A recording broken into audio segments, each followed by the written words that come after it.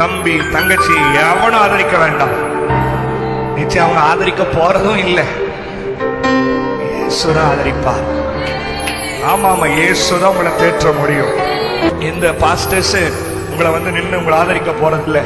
நாடையில் இருக்கும் போது பயங்கரமா பிரசங்கம் பண்ணுவோம். வருத்தப்பட்டு பாரசம் எல்லாரும் வாங்க, பாஸ்டர் இப்படி பண்ணிட்டேன், நாளையில நீ பாடாது அப்படின்றோம்.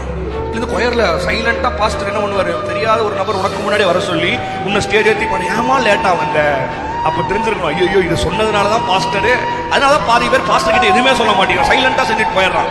இவன் சொன்னானா நம்மளை ஒதுக்கி வச்சிருவான்.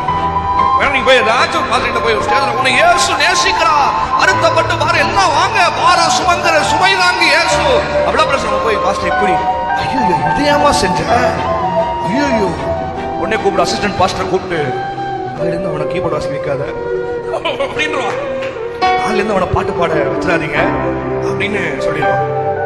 True, truth, 100% truth. நீங்க உடைக்கும் போது உங்களை நின்று உங்களை கேட்கறதுக்கெல்லாம் இப்ப யாருமே இல்லை. அதான் சார், உன்னை ஆதரிக்கிற ஒளி நான் தருகிறேன், உன்னை யார் ஆதரிக்கலைனாலும் பரவாயில்ல, நான் உனக்கு வெளிச்சமா இருந்து கைகளை